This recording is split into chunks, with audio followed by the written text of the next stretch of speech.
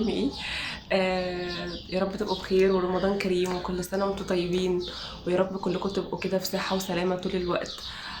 طبعا انا عارفة ان احنا بقالنا كتير جدا ما طلعناش في فيديو على اليوتيوب، وبقالنا كتير واقفين، بس ده فعلا بسبب ضغط، لان احنا اتنين بس في اوردرات وفي شغل وفي كمان محتوى على اليوتيوب. والحقيقه ما ببقاش حابه او ما ببقاش حابين احنا كمان ان احنا ننزل كم كبير من المحتوى لكن جودته قليله. فالمهم مش عايز اطول عليكم. النهارده هنشتغل مع بعض حاجه جديده، وطبعا ستايل الفيديو نفسه مختلف.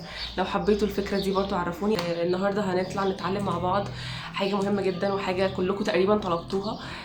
ازاي نعمل شنطه من الاول للاخر، من اول الباترون لغايه التقفيل وكل حاجه فيها. بالنسبه للشنطه اللي هنشتغلها مع بعض النهارده، شنطه كروس. بالجنب بقابزين بتطول وبتقصر، وده شكلها. طبعا اللون بتاع الشنطة ده ممكن تغيروه على حسب ما انتوا ذوقكم اللي انتوا عايزينه، عادي جدا. بس بما ان اللون الهافان ده، مش عارفة اقول لكم اللون او لا، اكتر لون ترندي تقريبا، فهي الشنطة دي اهي.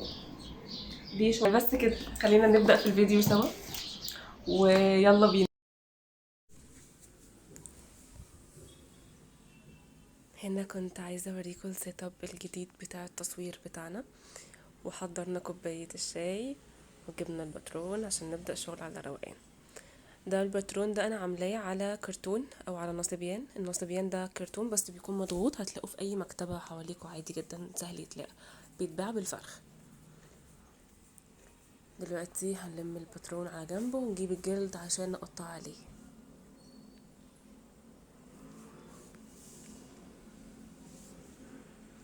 ده جلد بقري مسبوغ جاهز، بيبقى معالج، مش بيحتاج اي حاجة عليه، بس هو مش بيقبل الوان ولا بيقبل حرق او ضغط، هو بيكون ملون جاهز، بتشتروه باللون اللي انتوا عايزينه او اللون اللي بتحبوه، وبتشتغلوا عليه تقفيل على طول. انا هنا كنت جايبه اللون الهافان علشان انا ده كان مطلوب. هنفرد الجلد ونثبت الباترون في الاماكن اللي انا شايفاها مناسبه، بحيث ان احنا نحاول قدر الامكان برضو ما نهدرش في الجلد جامد. نحاول نشوف الاطراف اللي ينفع احط عليها الباترون بتاعي من غير ما اهدر في الحيوان اللي معايا.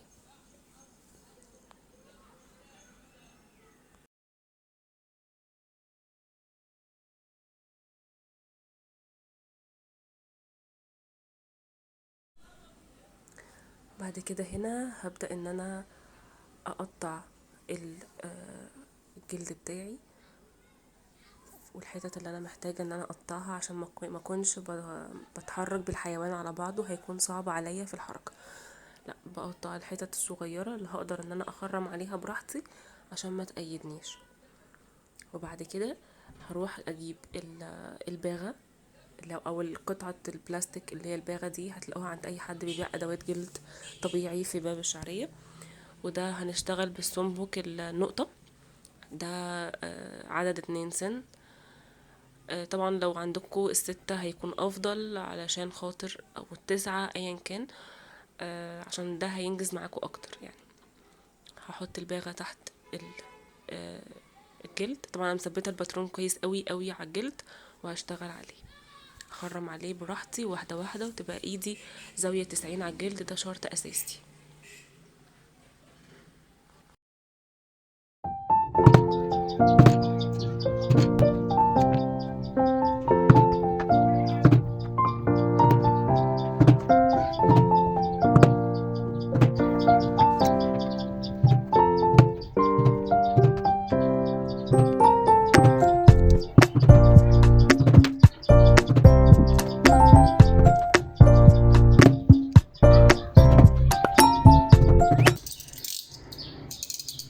بعد كده هنا هجيب الكتر بتاعي واتاكد كويس قوي ان انا قبل ما اقطع جلد اي مره من المرات يكون الكتر بتاعي سنه حامي، ولو مش حامي هقطع او هكسر السن اللي فوق.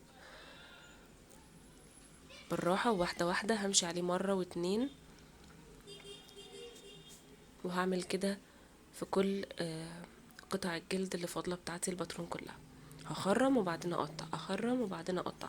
طبعا ده بيساعدني ان الاخرام تكون مظبوطه، لان انا لو قطعت قبل ما اخرم وارد ان الباترون يتزحلق او يتحرك من فوق الجلد، وارد ان هو يتزح يمين او شمال سنتي او ملي، فمش هيكون مظبوط معايا. هنا ده الجناب ثبت معاها بالمره الحلقه اللي في الجنب، وبرده كذلك التانية هتلاقوني مثبته فيها التوكه او الابزيم بتاع الحزام بتاع الشنطه. طبعا دي خطوات كلها بتسهل عليا طالما بخرم، فهنخرم كله في نفس الوقت بدل ما اخرم واروح اقطع وارجع تاني اخرم واروح اقطع. فلا، لما اجي اخرم كله مع بعض مرة واحدة. وكمان عملت السوستة بتكون القطعة بتاعتها نفس مقاس القطعة الأمامية، يعني الأمامية عندنا بتبقى 25 في 26، السوستة برضو هتكون مقاسها 25، عبارة عن قطعتين، واحدة قدام وواحدة ورا، كل قطعة فيهم بيكون عرضها 2 سنتي.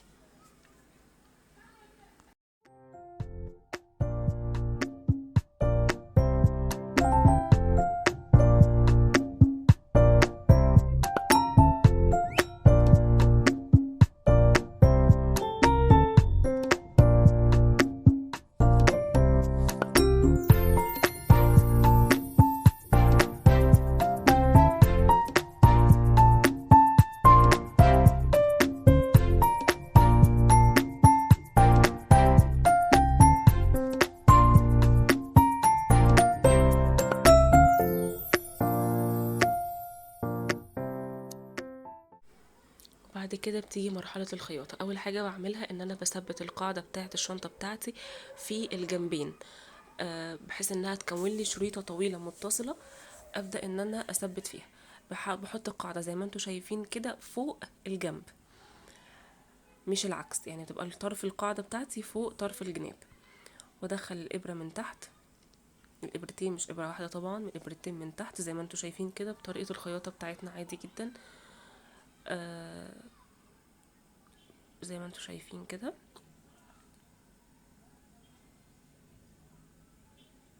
وابدأ ان انا اشدهم واسحبهم جامد.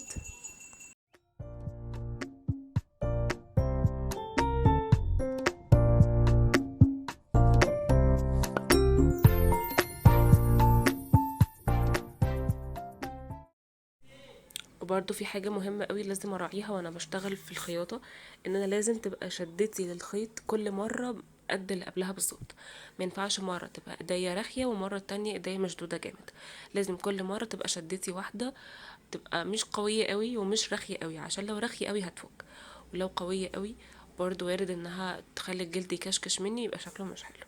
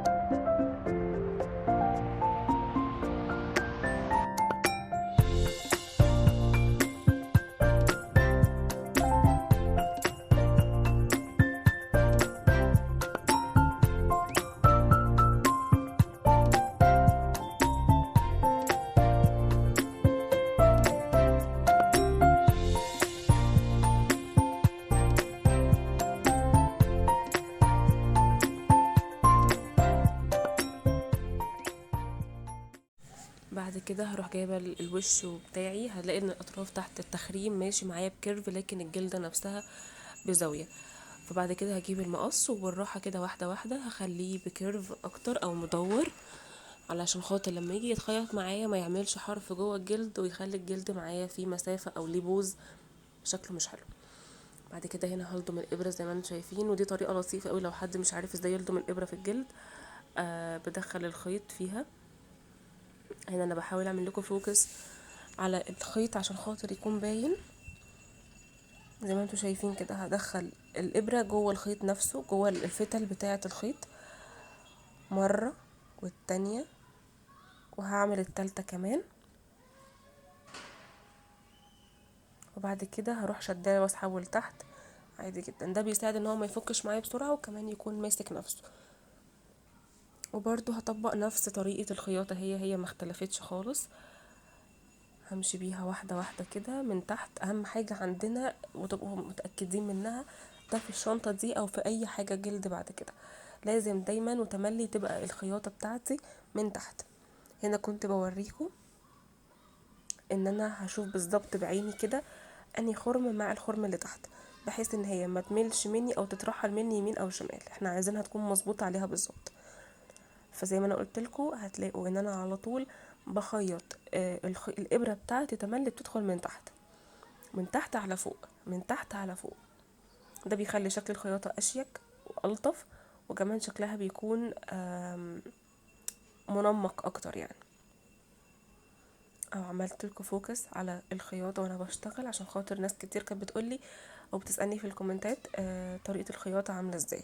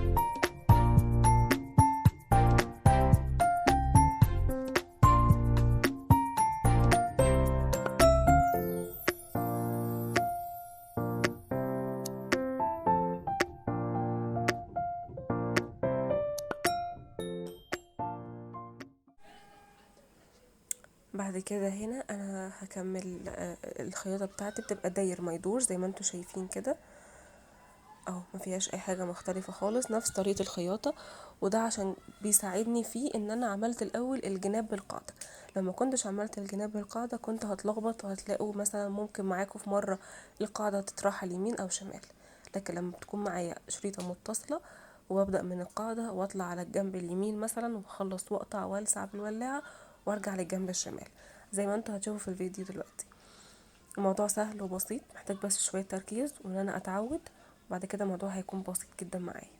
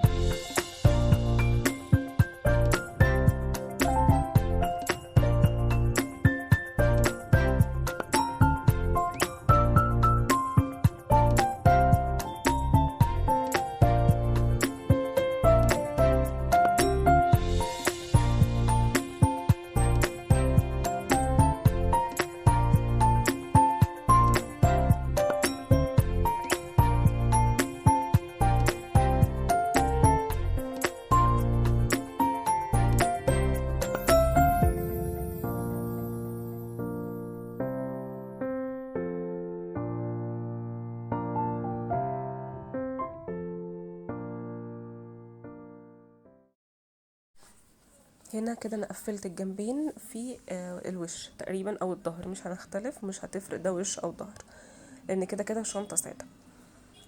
بعد كده هجيب القطعة اللي فاضلة ونقول مثلا ان هي الوش بتاع الشنطة، وهنبدأ نقفلها برضو زي ما عملنا في اللي فاتت.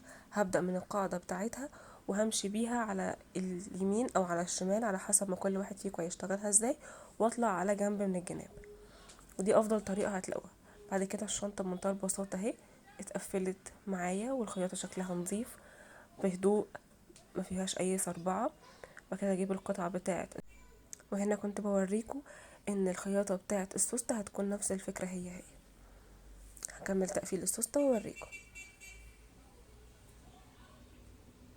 اهو السوستة اتقفلت بمنتهى البساطة، شكلها كويس وشيك، والموضوع بس عايز شوية هدوء. شنطة واسعة جدا من جوه وحقيقة عملية جدا، وهي كمان من الشنط الأكثر مبيعا عندنا على الانستجرام أو على البيج بتاعتنا عموما على البيزنس بتاعنا. ويفضل ان الحتة اللي انا طلعتها دي تكون موجودة علشان لما نيجي نقفل الشنطة بنمسكها. بعد كده بنيجي للدراع. الدراع عادة مقاسه بيكون مختلف من شخص للتاني، ولكن انا عن نفسي بفضل انا بعمله 120 سنتي، من 120 ل110، بتبقى في الحدود دي، ده يا ده. بعد كده بجيب الدراع، بيبقى عبارة عن طبقتين، الشنطة دي الدراع بتاعها طبقتين، بس بخلي طبقة منهم أطول من التانية ب3 سنتي، عشان ال3 سنتي دول هم اللي هيدخلوا في الحلقة اللي في الجنب ونقفل بيها الدراع على الشنطة. بعد كده هنا هروح جايبة البرجل العلام واخد بيه مقاس نص سنتي زي ما احنا متعودين. اثبت ايدي كويس قوي قوي على الجلدة وكمان على البرجل، اسحب بالراحة زي ما انتوا شايفين كده وبهدوء، ما تسربعش، واعيد عليه مرة واتنين وتلاتة علشان هو ممكن ما يكونش باين.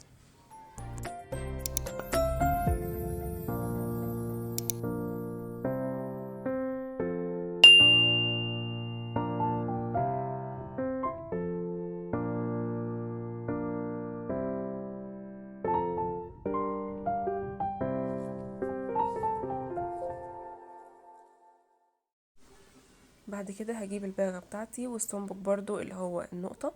هنا عشان الدراع طويل فهنستخدم السنبك اللي هو فيه 6 أخرام مع بعض.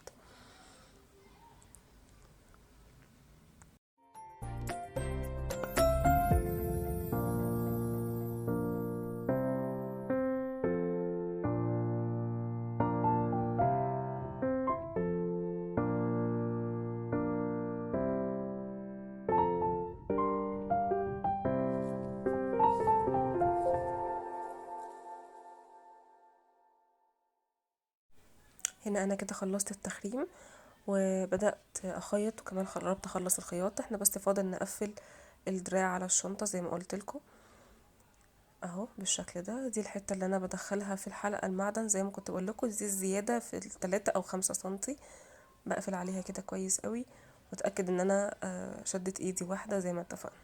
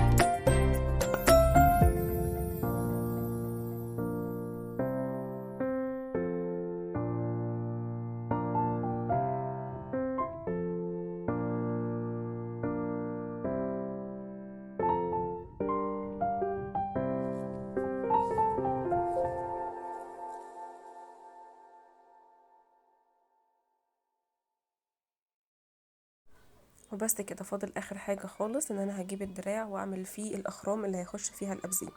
هجيب السنبك اللي هو الخرم واسع دايرة، وهدق 5 اخرام على حسب الطول بتاعكم، انتوا بتحددوها بتحطوها عليكم وتشوفوا انتوا محتاجين ادي واحد فين وتكملوا بعديه. تقريبا ما بين كل خرم والتاني ما بين 5 ل7 سنتي. ودي كباسين بتتباع تحت في باب الشعرية برضو، بتتجاب وبتتباع بالكيس الكبير او بتتباع بالاكياس الصغيره زي ما انتوا عايزين. هدخلها في الاخرام دي. وهنا بوريكم السtombook اللي انا هدق بيه على الكباسين ده سtombook بيتسمى تقريبا نجمه. هو ليه اسامي كتير بس من اسامي النجمه، ممكن تاخدوه سكرين شوت لو انتوا عايزين عشان توروا لي الراجل في المحل. هحطه كده واثبت ايدي كويس قوي، وانا بدق هلف بيه تقريبا حوالين الكبسوله من ورا، بحيث ان كل الاطراف بتاعتها وانتوا بتدقوا هتلاقوها بتتفتح زي الورده كده. فاحنا عايزين نتاكد ان كله مدقوق كويس قوي. وبس كده، والشنطه تقريبا خلصت، فاضل بس ان احنا نعمل فينش للدراع. ولو انتوا مش عايزين مفيش مشكله، طالما مقطوع حلو بالقطر ما بيبقاش محتاج فينش ولا اي حاجه. انا في الشنطه دي مثلا ما عملتلهاش فينش، سبتها لان كان لونها حلو وعجبني وما فيهوش اي وبر ومش محتاجه انها تعمل لها فينش. لو محتاجه اعملوا لها فينش عادي جدا. وبس، ودي الشنطه كده خلصت معايا وتقدروا تستخدموها. ولو انتم مش متابعين على الانستجرام هتلاقوا اللينك تحت في الديسكريبشن بوكس، وهحطه لكم برضو في صندوق الوصف، وهحطه لكم في اول كومنت مثبت. لو عايزين تتفاعلوا معانا هناك اكتر، تعرفوا احنا مين اكتر. هناك بنتكلم كتير مع بعض، فطبعا هنستناكم تعملوا لنا فولو هناك.